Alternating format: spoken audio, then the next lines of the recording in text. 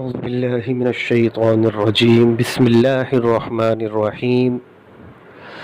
حضرت محترم، یہ ایک چیز اکثر جگہ پر دیکھی جاتی ہے، دکھ ہوتا ہے، افسوس ہوتا ہے وہ چیز دیکھ کر۔ اکثر محفلوں میں، پروگرام پر، گھروں پر اور ہوٹلوں پر، بڑے بڑی شادیوں پر کہ ہم لوگ جو ہوتے ہیں وہ رزق کی بے برکتی کرتے ہیں، رزق کی قدر نہیں کرتے، کھانا وافر ڈال لیتے ہیں، وافر پکوا لیتے ہیں، اور جب کھانے کا وقت آتا ہے کچھ کھایا جاتا ہے، باقی جو ہے وہ چھوڑ دیتے ہیں۔ برتن کو اچھی طرح کلیئر صاف نہیں کیا جاتا، اور پھر جو بچا ہوتا کھانا ہوتا ہے وہ کہاں، وہ ڈسٹ بین میں پھینک دیا جاتا ہے، کوڑے دان میں پھینک دیا جاتا ہے۔ وہی رزق کی ہم جو ہے برکتی کرتے ہیں۔ اللہ تبارک و تعالی اس چیز کو ناپسند کرتا ہے کہ رزق کو اچھی طرح استعمال نہ کیا جائے، اس کی قدر نہ کی جائے۔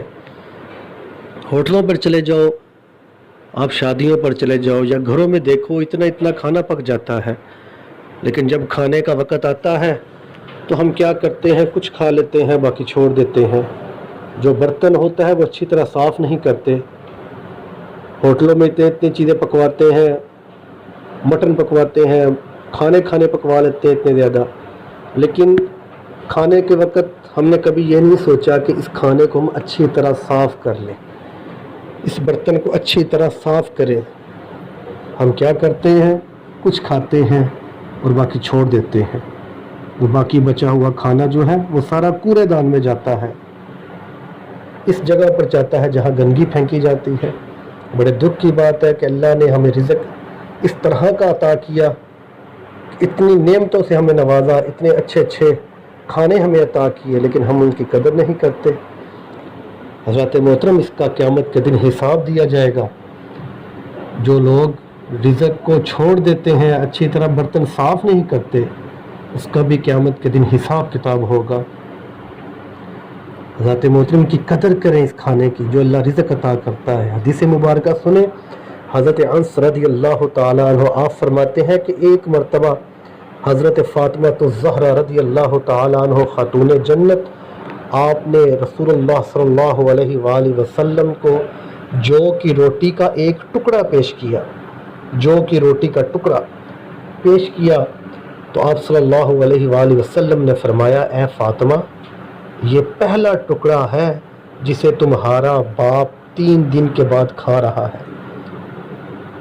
تمہارے والد کو 3 دن کے بعد یہ ٹکڑا نصیب ہوا اور کھا رہا ہے۔ حضرت محترم، خود اندازہ لگائے کہ جنہوں نے، جو ہمارے پوری کائنات کے نبی، جن کا مقام اتنا زیادہ، اور وہ کتنی قدر کر رہے ہیں رزق کی، اور ہمیں بتا رہے ہیں کہ قدر کرو اس رزق کی جو تمہیں عطا کیا گیا۔ انسان جب ایسے رزق کو ضائع کرتا ہے، امیر لوگ دیکھے جاتے ہیں وہ اس طرح رزق کو برباد کرتے ہیں، اس طرح کے کھانے پکا کے برباد کر دیتے ہیں۔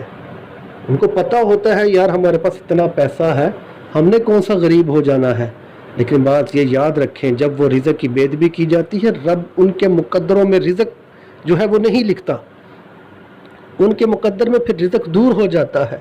اکثر دیکھیں، یہ نہ سمجھے کہ انسان کے پیسے ختم ہو جائیں گے یا وہ غریب ہو جائے گا، نہیں، اللہ پھر ان لوگوں کو ایسی بیماری میں مبتلا کرتا ہے کہ ان کے نزدیک جو ہے وہ اچھا کھانا نصیب ہی نہیں ہوتا۔ پھر ڈاکٹر جو ہے ان کو منع کر دیتے ہیں، نہ تم نے گوشت کھانا ہے، نہ تم نے پیزا کھانا، نہ برگر کھانے، نہ تم کوئی مرغا کھا سکتے ہو، نہ تم بریانی کھا سکتے ہو۔ وہ پھر کہاں آ جاتے ہیں، وہ ایسی دوائیوں پہ آ جاتے ہیں جن سے وہ اپنی زندگی گزار رہے ہوتے ہیں۔ ان کے مقدروں میں پھر یہ رزق نہیں رہتا، جو رزق کی قدر نہیں کرتے۔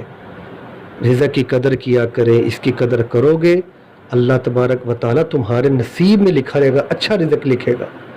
رب جو بھی عطا کرتا ہے، جو بھی رزق عطا کرتا ہے، اتنا کھاؤ، اتنا لے لو جتنا تم کھا سکو۔